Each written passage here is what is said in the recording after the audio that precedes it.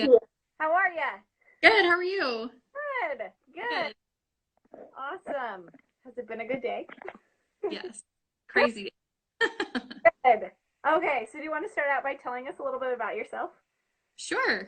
So my name is Sarah, and I am a mom to three kids and a wife, and I live in Arizona in Gilbert, so it's super hot already. Yes. And I have always been a lover of stories and anything old and nostalgic. And as I got older, I realized that is just my love for family history. That's been lifelong. So Good.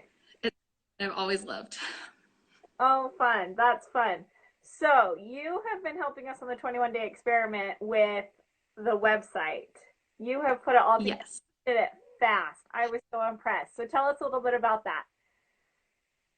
It was kind of crazy. It was like a whirlwind. Camille actually reached out to me and introduced me to Olivia and just said, hey, like I know someone who builds websites and does branding. She might help us. And they told me about it. I was super excited about the project. And of course, I wanted to be a part of it any way I could. So that's how it started. And they are so kind to let me just kind of do whatever I wanted to do with the brand and the website. And we got it.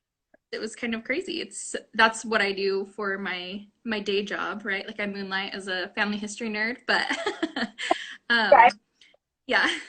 So, but I am a graphic designer and I do branding and websites. So it was cool to kind of merge those two worlds together. So fun. And you do a great job. I love your stuff. So I'm so happy you came on and helped us out. So thank you. Thank you. So Awesome. fun. Awesome. Okay. So do you want to give us a quick behind the scenes on like stats that we have with the experiment Yes. or I want to perfect? be accurate. So I'm going to look up the site analytics um, and see, but they're so cool. It's I look at them every day because it's fun to see those numbers tick up. I'm such a But numbers. Love it. I know it's always fun to see. So we have had, let's see. Sorry, I know this is a delay. You're good. So over 12,000 users Wow. That's so crazy. since, and we actually put the analytics up a little bit late. So we're missing the first few days even, and we have over 12,000 viewers. Um, there's been, I think, something like 60 different countries it's been visited from, many different languages. Our most popular plan is the family plan, which is really cool. We were on a call this week as some of the team, and they were saying how cool it is that the family plan is the most popular because for each person who did the family plan, there's several people that are involved in that. So, because they're involving their families. So, it's just so cool to see how many people have gotten on the site and have taken, downloaded the plans and taken the survey, and it's just so cool. It really is. And I love that the family plan is the most popular because I put together the plans and that was my favorite one to put together was the family That's one. So it makes me awesome. happy. Yeah. So how are you connecting with your family and friends during this crazy time? Well, lots of using Marco Polo and texting and sending videos to each other. My favorite is my grandma. She turned 80 last year. She's almost 81. And so she does not have a smartphone, doesn't have social media or anything, but her sister is actually staying with her right now. And she is all in the technology. So she actually set up a Marco Polo so my kids can Marco Polo my grandma. So that's been so fun. It's been way fun. Yeah. That's so fun. Okay, so now down to the nitty gritty. Okay, so how have you found healing through your family story? I know that, or family history. I know that's a big thing that you teach, and I would love to hear more about that. Yes, I love sharing the healing power of family history because, like you said, I found so much healing in my own life, and I just see what a powerful tool it is and how simple it is to access that power through our own family stories. And I find so much power in the stories of my ancestors. Especially, I relate to my female ancestors. Um, and I have had so many times in my life where I've faced something that felt so hard and difficult and lonely. But when I reached out into my history and I learned about my ancestors and I learned about their stories, I found so many similarities that helped me feel not alone and helped me to feel their presence more closely and know that they were there cheering me on, that they had felt similar things to what I was feeling. And it's so strengthening, and it just creates such a strong connection that's so, so powerful. That's cool. So, how have you like found these stories, or how can other people find these stories? So there's a few different ways. Family Search is definitely one where I love to look through stories and Family Search. And I have just recently this year, it's kind of funny. I've met so many cousins on Family Search this year because of either things I've uploaded or things that they've uploaded Okay. of ancestor. And so then we've been able to message each other and say, okay, what else do you have? You know, because it's so neat to find things that way. Um, but a lot of times there's not a lot of information on our ancestors, and so piecing their stories together, just by asking my family members questions, you know, why did they move here, or why was this choice made, or what do you know about their parents, or um, you know, what kind of jobs did they have? And even those simple little questions can bring about so many details that create just like color and meaning around these names on a paper, right? Yeah. Yeah. Um, and then even just looking up the time periods they lived in and what life was like then, I also find can really make a strong connection to specific people. That's cool. That's really cool. So how do you understand and cope with the difficult stories in your family history? Because I know we all have them. So how do you do Yes, that? that's a great question. And that is something that I love to talk about. We all do have those difficult stories in our family history that are painful. A lot of times it's really easy to feel ashamed of those hard stories when they come up and when we hear them, because it doesn't feel good to be connected to things that are so painful or negative or hard. But I have found that they can also be so empowering. They can do a few things for us. They can obviously teach us what not to do. Um, Yeah. it can give us hope that people can change. They Okay. can let us know that even though we have people who did bad things in our past, that we get to be the new ancestors and we get to make a different choice. Yes, And I love. there's been a lot of ancestors that I have that I get to use as examples for my kids of this is not how we live our life. Like we can be better and we can leave something better for our posterity. That's cool. That's really cool. I love those. I love Yeah. that we are the new ancestors, and so we get to set that new. We get to create our own stories, and that's what Yeah. we're now. So that's really cool.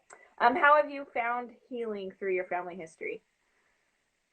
Like, do you have Oh, a certain there's story you would like to share with us, or yeah, I can pick a specific story. So, um, one in particular was a few years ago. I've had two miscarriages in okay, the last 4 years, and been dealing with infertility in between. So it's been really like difficult challenges, especially having those two back to back, and just the sadness of the loss, the worry of the unknown, the wondering what's happening, just the unsurety of the whole thing. But as I was facing those losses, I was researching in my family history, and I came across my is actually my husband's great great grandmother. okay, I just have always felt drawn to their family line. I knew his great grandma before she passed away, okay, so her family line has always felt so special to me. And I read a story about one of her children who died when she was young. okay, She was just barely a year old. And then I read another story about his great grandmother,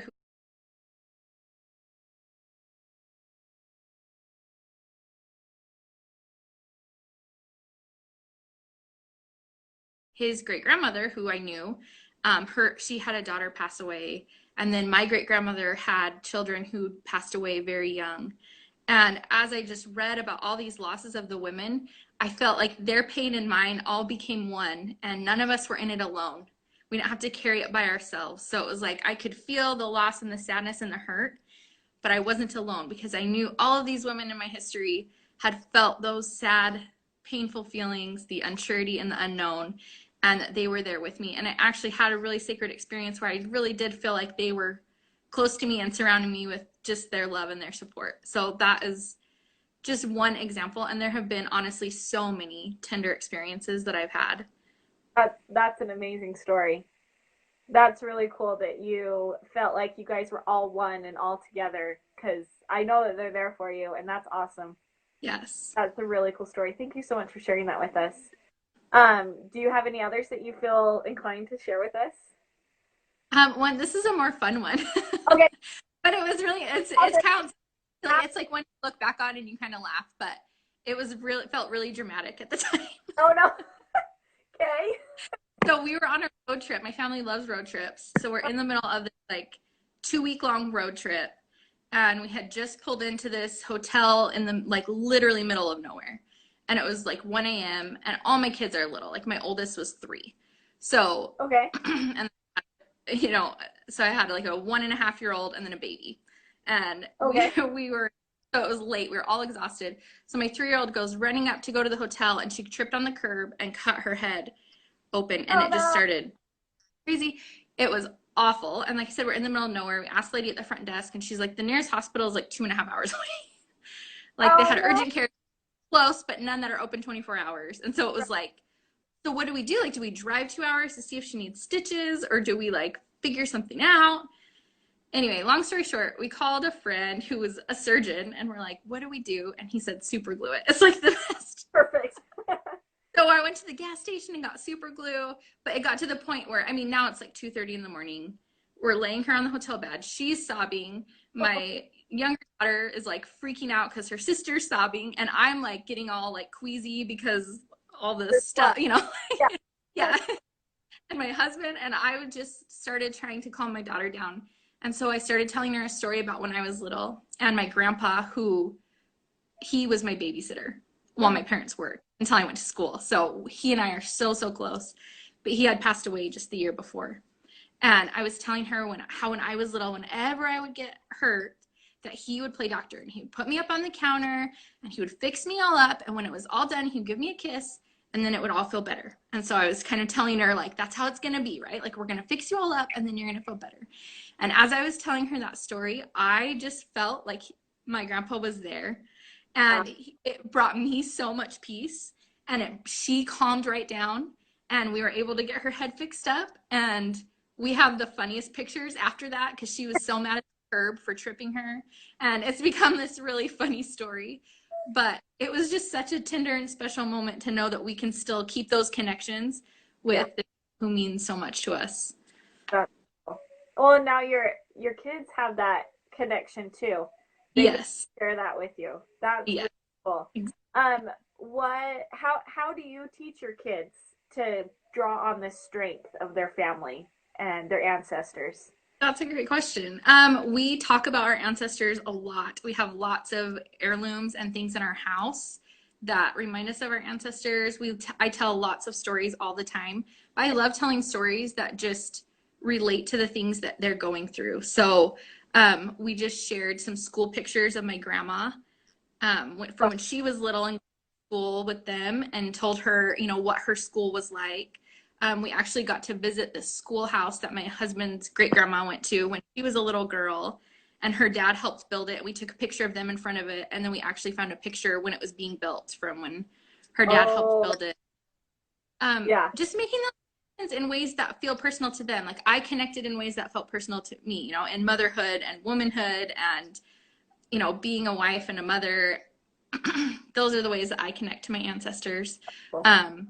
But they connect through kid stuff. Like they, you know, they love learning about kid stories. So, and it's really cool to have them ask about specific ancestors and, you know, tell me about Grandma Joanne or tell me a story about, you know, just different ancestors they've never met, but they feel connected to because, or they know that my grandpa's favorite cake was German chocolate cake because we make it every year on his birthday. So just little things.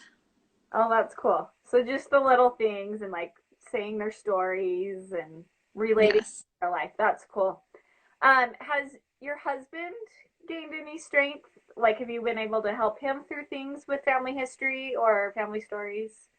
Yes, he actually, it's so funny. His mom is huge into family history, Okay. and he never has been either.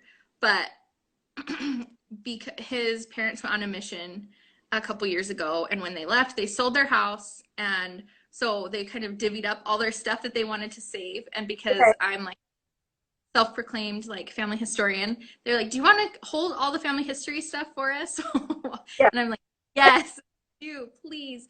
So I was reading through a book of one of his ancestors, and I Uh-huh. just shared the story, and he's like, "Wait, I want to read. I want to read that." Oh, so And cool. so he's gotten really into the stories because I think a lot of people think family history and they think of indexing or charts or, Yeah. all these different things that I really like, but I recognize not everybody really likes.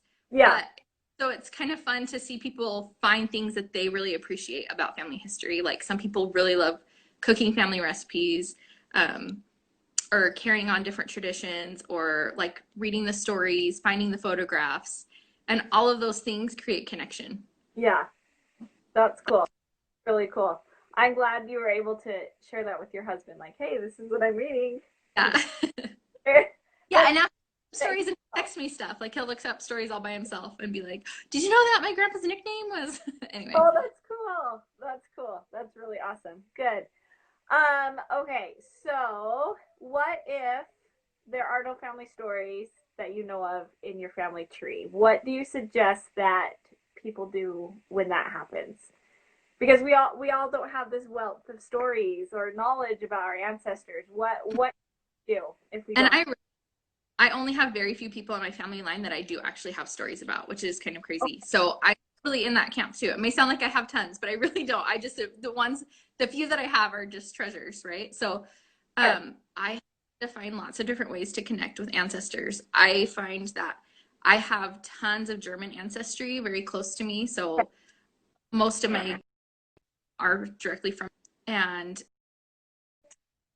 I love learning about that culture, and that makes me feel connected to them because every time I do something that's culturally German, it's like, oh, I wonder if my grandparents did this. I wonder if this was a tradition they carried on.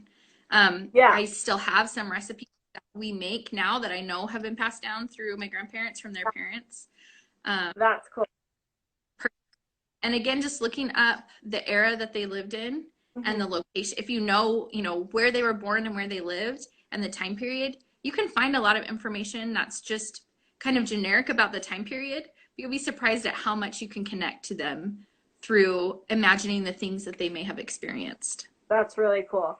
So looking up what their culture might have been like, and looking up the big events that happened in their Yeah, life. That yeah. that's cool. Have you looked up if anyone's gone through the pandemic of the 19 like 90 You know, 1990? I totally haven't yet. I haven't. I do have one of my great something grandpas did pass away of pneumonia Oh around, wow. so that was kind of cool. But then I have a my third great grandma passed away in 1919 early on, and I was like, oh, maybe it's another one, but she died of like a brain aneurysm, so it Oh wasn't. But still, it was like she went through it, and then she died. I felt so bad that she lived through yeah. it, didn't survive. Yeah, but so like those little details, you can find out so much. Yeah, yeah. Well, and to me, that date wasn't important until all of this quarantine happened, and Right. then A lot more meaningful. I need to go look and see. Like, wonder if my ancestors did. Like, I know they lived through it, but like, what was their experience like through it? And so, yeah, Yeah, and seeing where they lived then, because I know there were parts of the country that got hit really hard and were far more affected by it.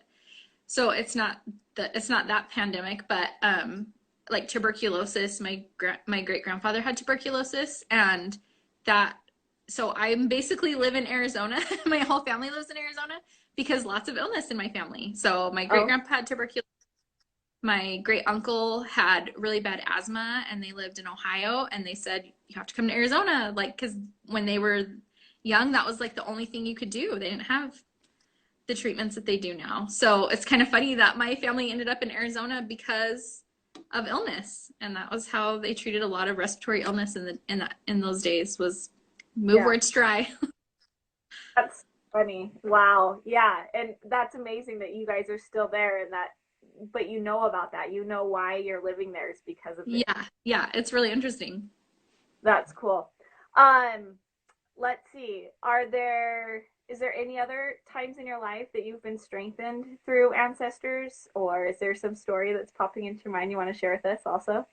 I don't know. I'm trying to think of something specific. Like I said, there really are just so many times where I felt just that connection and guidance and not alone through things that I've been facing. Um, I don't know why this story keeps coming to mind. It's not really about being strengthened, but it's just a cool connection story. Um, my grandma, before they moved here from Ohio, they her parents are originally from Pittsburgh Okay. in Pennsylvania, and she has cousins that live there still. And a few years ago, my mom was able to go back and visit them with Wow. my grandma. Yeah. And when they came back, it was around Christmas time here, which in Arizona, that's the time for citrus, right? So Oh all yeah. of our oranges in at Christmas time. So my mom bought a box of fresh oranges and had it shipped to their cousins Cool. in in Pittsburgh. But she got a letter back and they said, that was the coolest surprise. And he goes, I don't think you know this, but when I was little, the only time we got fresh fruit was when your grandma would send it to us. Wow. She would send us oranges from Arizona every Christmas. And that was like their special thing. So it's just really neat how simple traditions and stories get passed on through generations. And really, this is cousins my mom had never met before. And it was just a simple gesture of like, thanks for letting us come visit. And it turned into really connective bonding thing because it was this tradition that we were passing down that she didn't even know about. That Um, so well, again, it's just strength. those simple ways that Yeah. create strong bonds. Yeah, that's cool. Yeah, it probably brought strength to your cousin. Like, this is a connection and it made it stronger. That's really cool. I love it. I love traditions that get handed down. I think I they're love in those. I think the traditions that you have can strengthen your bonds because you know that you are the next link that's doing those traditions. yeah, it's so neat. That's awesome. Um, let's see. What I don't know. What do we ask next? Is there any questions from any of our listeners? I haven't noticed yet. Yeah, I didn't notice any either. So hopefully I don't miss them. Yeah, I know. I'm like, I don't think I've missed any. Okay. Anything else you want to share with us? Why do you call yourself the Kindred Press? Let's hear the story behind that. Oh, okay. Well, that's kind of a funny story. Well, I actually started the Kindred Press because I was going to make journals for families to connect to each other and Okay. to kind of write their own history, which is still something that I'm hoping to do. It's Yeah. just hasn't happened yet, which is okay. But I had a really sweet friend who I was talking to about it one time and um, just kind of like, I don't know what to do. I have all of these ideas and nothing's working out. And Yeah. she just said, just start something. She's like, just start an Instagram account and start talking about it. Because it all stemmed from my love for family history. Yes. And so I did, and I tried to, like, was thinking of a name, and I just loved Kindred. I love the Anne of Green Gables, Kindred Spirits, Oh, right? yes. And um, just, I just love the word kindred and all that it means. To me, it feels just very warm and cozy and connecting, Uh-huh. and like people feel like they just belong, right? Yeah.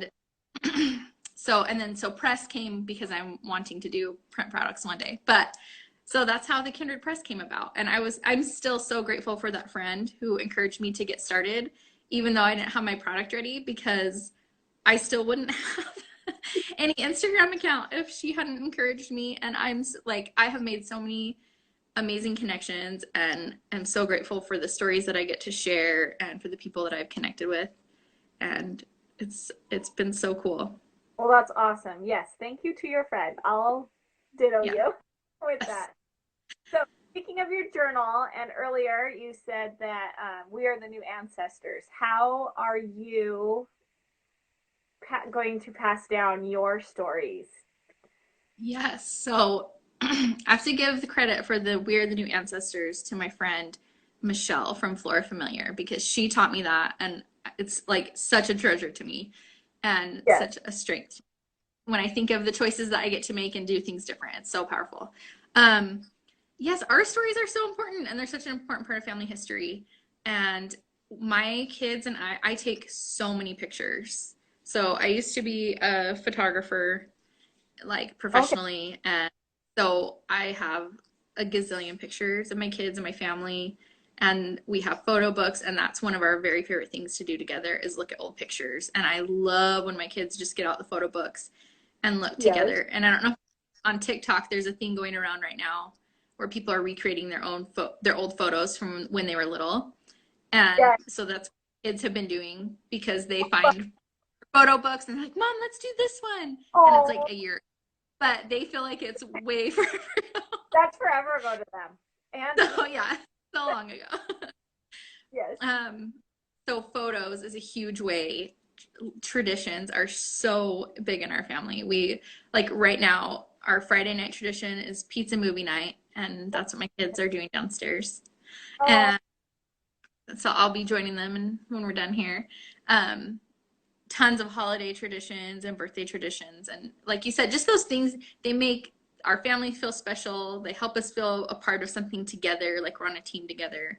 And like we're a part of something bigger, right? It's something that we've been passed down. So traditions are huge and just stories. So I keep a family journal. I use like a digital journal that I add pictures to and funny quotes from my kids and just stories of things that we've done together, things that we go through together when we move. Just all those things I keep kind of in our digital journal and hopefully I'll print it someday. what do you That's use in journal? I use Day One, the Day One app. Okay. Okay. That one sounds And I fun. like it that you can get it on your phone and on your desktop. So, Oh, and you see, add pictures right into your posts, and you can even tag videos in them and all kinds of. oh, that's really cool. I'll have to go check that one out. That's cool. Awesome. Well, thank you so much, Sarah. I Well, seriously thanks appreciate it. for having me.